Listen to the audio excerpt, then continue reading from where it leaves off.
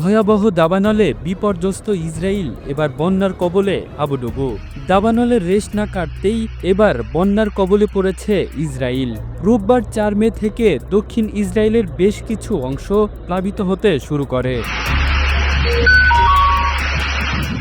এদিন বিকেলে ভারী বৃষ্টিপাত এবং তীব্র বাতাসের কারণে দক্ষিণাঞ্চলীয় শহর ইলাতের মূল প্রবেশপথ সহ বেশ কয়েকটি প্রধান রুট যানবাহন চলাচলের জন্য বন্ধ করে দেয় পুলিশ। দক্ষিণাঞ্চলীয় শহর দিমোনাতেও প্রবল বজ্রপাত এবং শিলাবৃষ্টি হয়েছে। স্থানীয় আবহাওয়া সংস্থা জানিয়েছে রোববার বিকেলে 4:30 পর্যন্ত কিবুস সামারে 34 কিলোমিটার 1.3 ইঞ্চি এবং কিবুস ইউভাতায় 17 মিলিমিটার 0.0 ইঞ্চি বৃষ্টিপাত হয়েছে।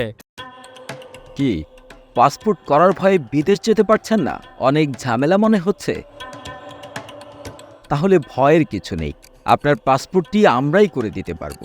মাত্র 21 দিনেই পাসপোর্ট পাবেন ঘরে বসেই।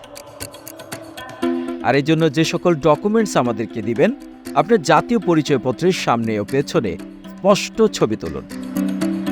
এরপর ছবিটি আমাদের হোয়াটসঅ্যাপ নম্বরে এক্ষুনি পাঠিয়ে দিন।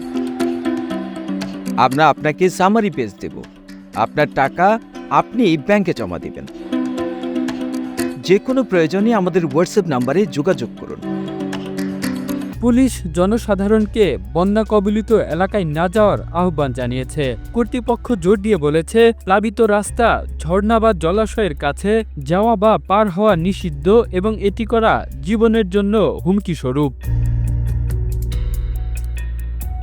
জনসাধারণকে বন্যার কবলে পড়তে পারে এমন এলাকায় প্রয়োজন ছাড়া না যাওয়ারও আহ্বান জানিয়েছে পুলিশ। ভারী বৃষ্টি বন্যার কারণে মির্জোপে রেমন থেকে কেতুরা জংশন পর্যন্ত রুট 40 বন্ধ ছিল। আইন গেদি থেকে হা আরাবা জংশন পর্যন্ত রুট 90 এবং সেখান থেকে দক্ষিণ দিকে ইলাত পর্যন্ত যাতায়াতও বন্ধ করে দেয়া হয়। এছাড়াও 204 নম্বর রুটে অবস্থিত হালুকিম জংশনটি মির্জোপে রেমনের দিকে বন্ধ ছিল। ইলাত থেকে 90 এবং 12 নম্বর রুটে এক্সিটও বন্ধ করে দেয়া হয়। কামরুল ইসলাম, এই ধরা, ইন্টারন্যাশনাল ডেস্ক।